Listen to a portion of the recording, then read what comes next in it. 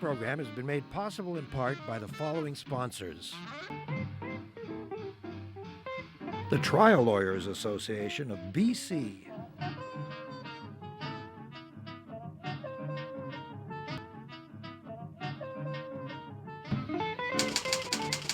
The Vancouver Courier newspaper.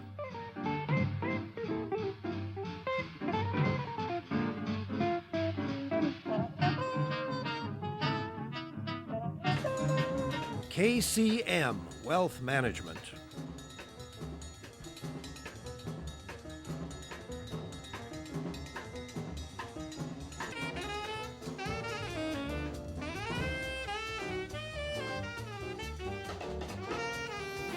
There are those who believe that democracy is a simple dance. It is not. It's very complicated, has a lot of steps to it. It's not just a matter of voting. It's a matter of who votes, who gets to vote. It's a matter of public education, of universal education. It's a matter of daycare. It's a matter of police, hospitals, community centers. It's very, very complex. The workings of a democracy, the workings of a totalitarian state are probably relatively easy. Democracies get very, very complicated and deliciously messy. What happens when a government steps in with its muddy boots and clomps all over the democratic process? Well, fortunately, in this community, a good, healthy uproar. Eric Harms is the president of the Hastings Community Association, and he represents one of 6 community associations who have said, hey, wait just a minute. We've been doing fine running programs. We don't necessarily need you to take over. Just so that you understand, folks, what we're talking about, here's a short list I made this morning from the Hastings Community Center website. Badminton, food, gardening, Mandarin, Tai Chi, piano, yoga, soccer, musical theater, badminton, tennis, line dancing, child care, wheels to meals, guitar, belly dancing, English, table tennis, camps, personal training, basketball. And that's just the beginning, Eric, right? It is. Yeah, you've been at this a long time. What are these associations are about? They're not just a building. Well, no, in fact, I'm glad you asked me, David. The fact is, community associations have been around for, in our case, for 78 years. We actually precede the community center movement. And our association, as I say, was formed in 1934 by 22 of our neighbors that got together and put up 50 cents each to form a society, that nonprofit society that went to the park board and said, we'd like to clear some land on this part of Hastings Park because there's been encroachment from for other uses in the main part of Hastings Park. We want maybe some tennis courts and some bowling greens. And the park board of the time said, we don't have any money to give you to help you out, but you're welcome to go ahead and do this. And in 2 short years, they had their tennis courts and their bowling greens, and they'd put up enough. This is in the height of the Depression, to actually erect the community hall that it still stands today. And in fact, we've got 100 kids going through that are accommodated every week in the preschool in that very building. So a lot of people don't realize that community centers have nonprofit or in some cases even registered charities. We're a registered charity, by the way. What's particularly interesting about that story of your genesis is that it wasn't a government who said, let's create community associations. It was 22 neighbors who took 50 cents out of their hard-earned pockets. That's right. And said, let's do something together. And isn't that the way democracy works? It is indeed. Yeah. You know, I think it's the older I get, the sort of simpler I get about that sort of thing. Yeah. But my feeling is, you know, I don't want anything more radical than for kids that grow up in my community to think it's normal to know their neighbors. And for kids to look back in 20 years and say, wasn't that a great place to grow up? Didn't we feel appreciated and safe And didn't we have the options of doing any number of things? And that's one of the things that we do at the community center. And how many volunteers can you estimate are Oh, involved? In our Just center in your- alone, in your center alone. hundreds, literally hundreds of volunteers. Pushing thousands, yeah, possibly. maybe. Yeah. You know, I mean, we're looking at tens of thousands of actually volunteer hours. Yes. You know, probably 11,000 volunteer hours per annum. So how did you get this shocking and completely dopey news from the park board one day about 3 weeks ago that there was going to be a new regime? Well, I mean, they'd been building to this for some months, actually, but they hadn't actually come out and said, this is what we're going to do. It actually was more like two months ago, I What think. were some of the early volleys, some of the little Well, it was pretty clear to trial us that balloons? things that, well, it was pretty clear to us. We had wanted to speak with the park board, who are contractually our partners Yes. in this operation. We asked the elected park board to sit down with us with a contingent of the people, the presidents of the different associations, and just have a casual meeting of the minds around their objectives, talking about equity and talking about accessibility, the objectives that they had, and where we thought we fit in that, and how we thought we'd made progress. Unfortunately, the park board and the majority on the park board felt that this was either an ambush or an opportunity, and decided that what they would do is they would send only 3 elected representatives and the 2 managers of recreation in the city, the district managers, and their boss, the director of recreation, and his boss, the general manager of parks and recreation. This was for this casual and conversation. His boss, that's right, Yeah. the city manager. And this was in June of last year. And they had a PowerPoint presentation, and they told us about the New Jerusalem. And This it's was being- Penny Balaam. That's right. Yes. Yeah. So And they laid out the New Jerusalem. yeah, they And laid out what this did it look program, like? and well, it culminated after some weeks of discussions in this idea that they were going to take over local programming and take over all of the locally generated funds that we currently have.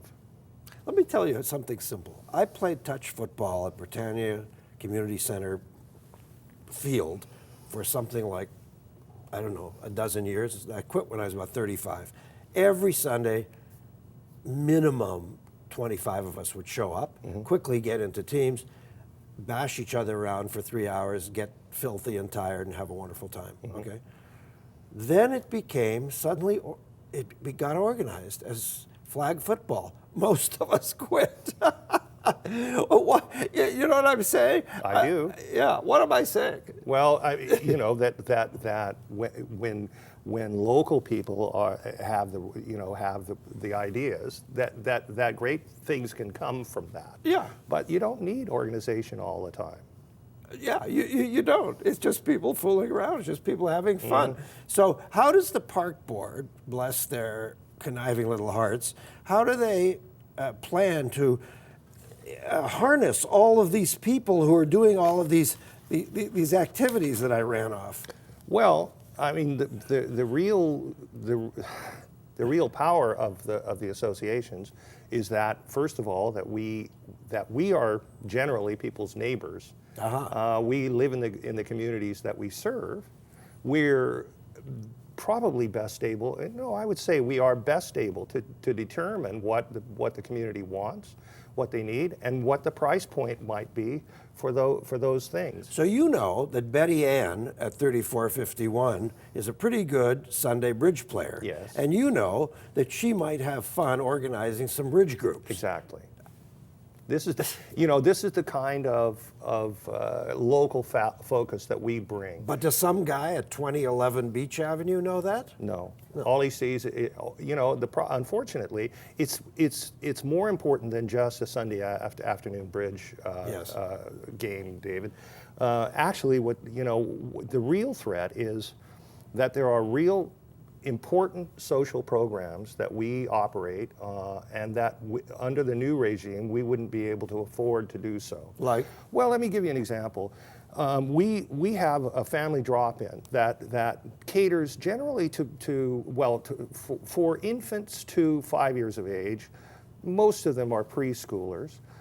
Many of the people that come to our family drop-in are new immigrants or single parents, or people that have just moved into the community and have, two kids that are, 1 and 2.5 and are going snakehead home.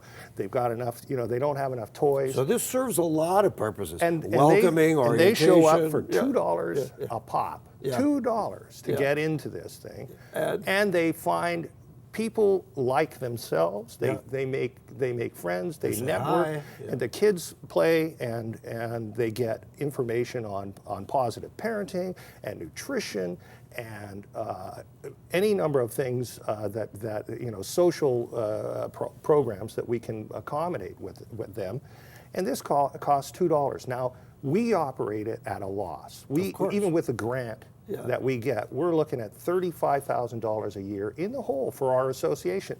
But because we can make money elsewhere, You're happy to we're do it. able to do that, and we think this is our mandate. Sure. And the park board has offered up to $30,000 per year for the whole kit and caboodle. Clearly, we are not going to be able to sustain such an important program on $30,000. We'd be $5,000 in the hole and have spent our whole yearly stipend on just one program. It's more than just a bridge. Isn't it a rule not only of community development, but of business, of entrepreneurship, of football teams, and so on, that all of the work takes place in the forest? In other words, everything really happens with your human resources. It happens with people. Yes. Right? I think Isn't that a basic principle I of think building? it's axiomatic. Yeah. Yeah. So since when does the park board or the city of Vancouver have some track record about running anything? Well, I don't know, but we think we're better able to serve the members of the community better than Park Board. That I think you are too. locally generated funds and locally produced programs are the way to go, and that we've been successful in delivering that model for over 50 years. And you know what I see when I go into a community center? I remember playing tennis for a couple seasons at a community center, and it was fairly early in the morning, and I'd go in, I see all these people running around doing things, little kids, old people, and so on. You know what I saw? I saw passion and commitment. I think that's the case. I think that's the case. When you get people that are involved, that pay attention to what the needs of their neighborhoods are, then you do see passion and I commitment. think in 1812 there was one politician who had passion and commitment. But our guest is Eric Harms. He's the president of Hastings Community Association. We're going to take a little breather. Your chance to send us a note at davidberner.com. And also to say thanks, as I do all the time, to these lovely people who help us bring you this program here on Shaw Community Television Cable 4. Back in just a minute. This program has been made possible in part by the following sponsors: the Trial Lawyers Association of BC,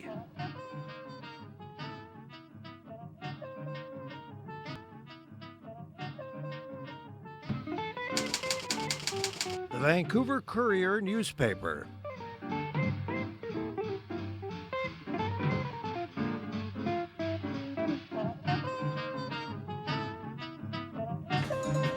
KCM Wealth Management,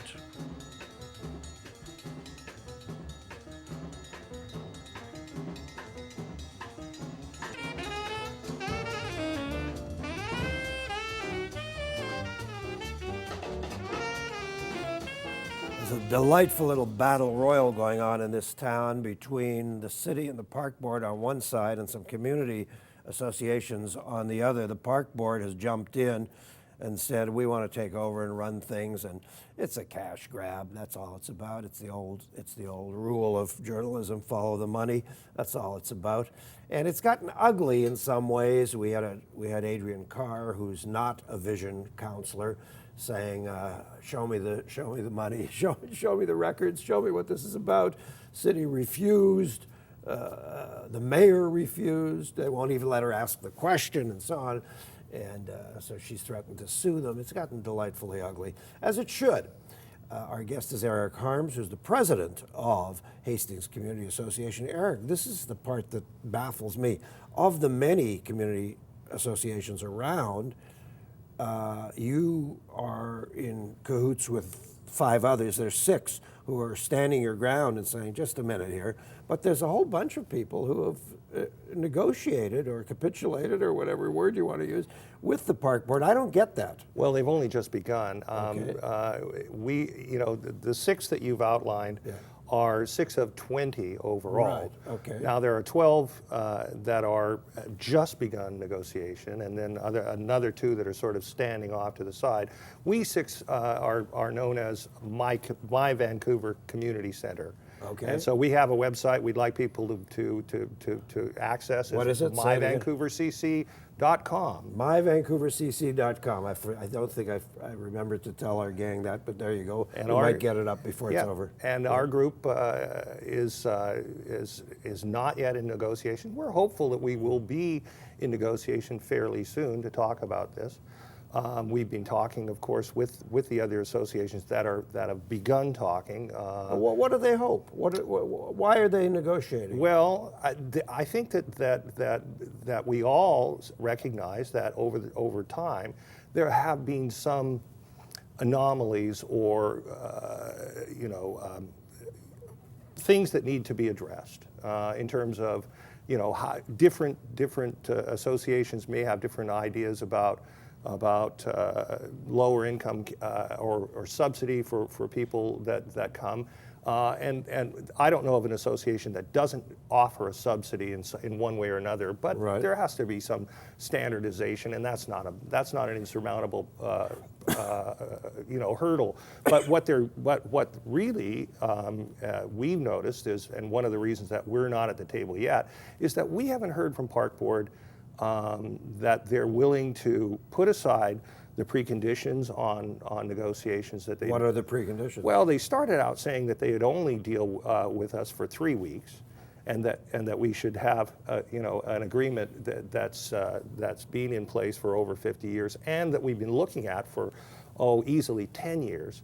That we should have renegotiated it within such a quick timeline. Now, we didn't think that was suitable, especially for some of the issues, just like the money, the cash grab that they're proposing. And as recently as the 25th, that was the last Park Board meeting, Malcolm Bromley was asked, this is the general manager of Parks and Recreation, was asked directly whether or not all aspects of the financial piece were on the table. And he was unable to give that assurance.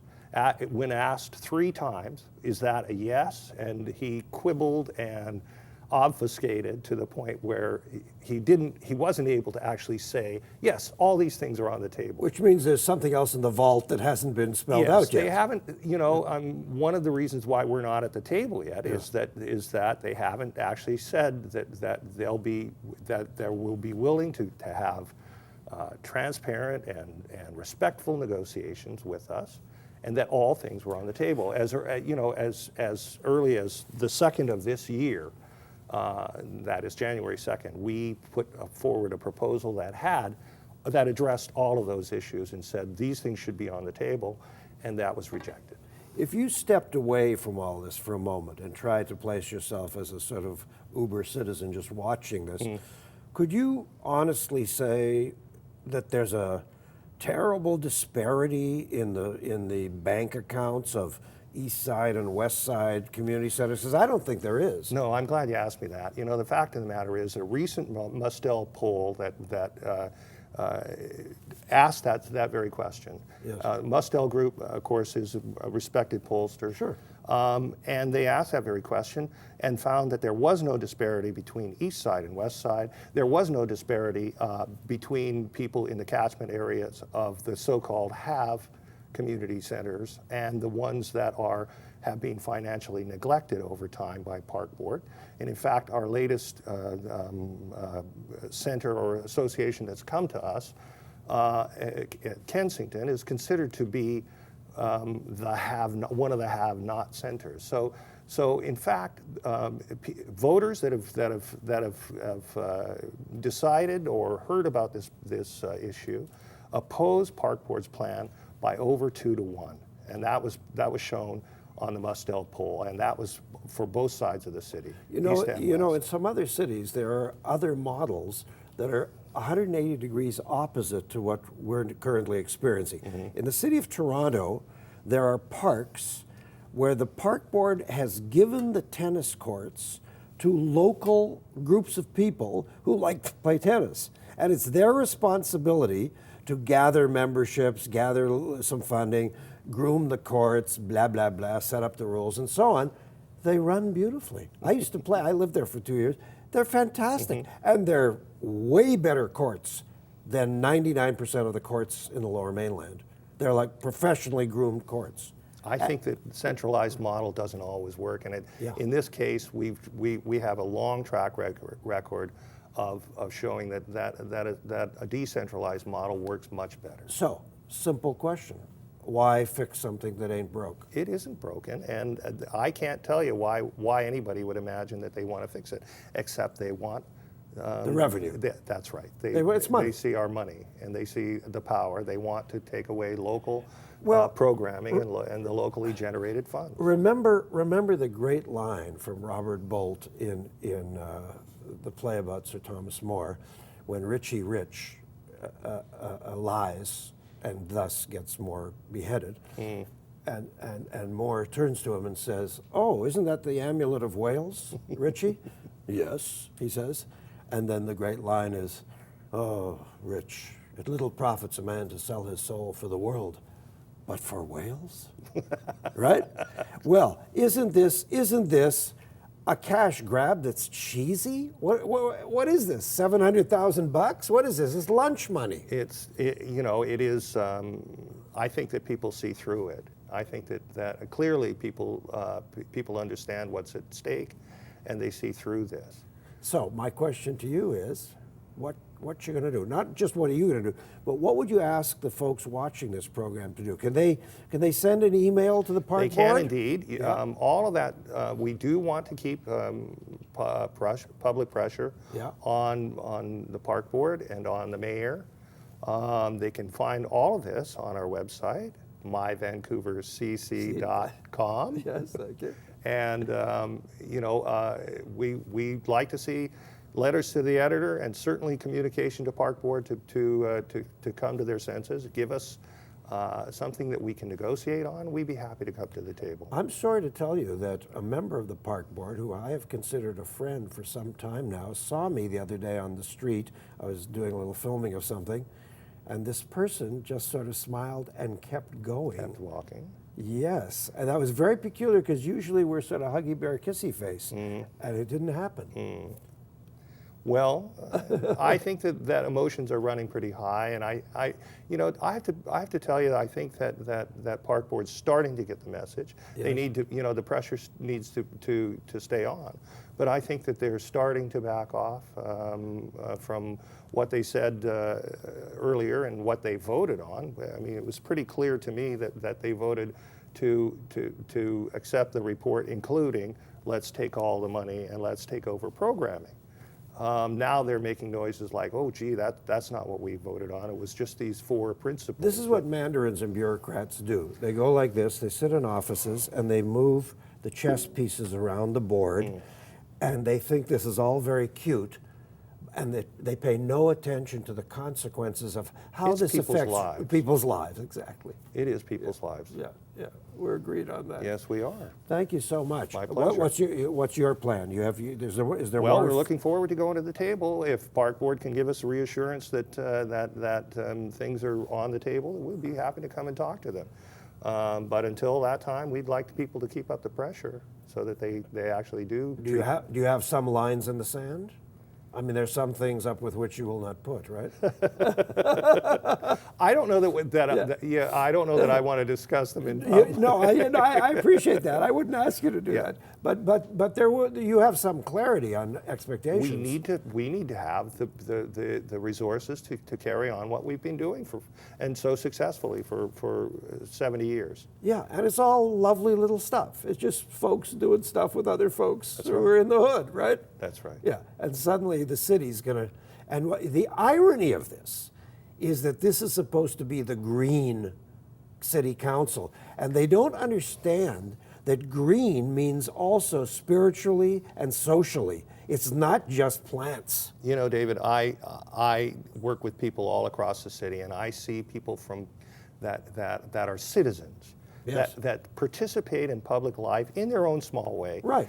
And, you know, I see such vitality and such good ideas and so much talent, and it's wasted. You know, I think that politicians, by and large, are afraid of that, and they squander that energy. And we'd be so much a better city if some way that we could have resources like community associations. The politicians all have the letters MB after their name. Me boss, me boss. Thank you. Thanks so much, Eric. Pleasure. Yeah, well, keep us posted on all of this. I will do. All right, folks, write your park board. Tell them to knock it off. Back away. That's it for us. Next week, something about justice. Oh yes, Carrie Simmons is the new president of the Canadian Bar Association BC branch, and they have put out a major paper calling for a new vision of justice in this province and indeed in the country. So join us then. Thanks for being with us here on Shaw Community Television, Cable 4. Good night.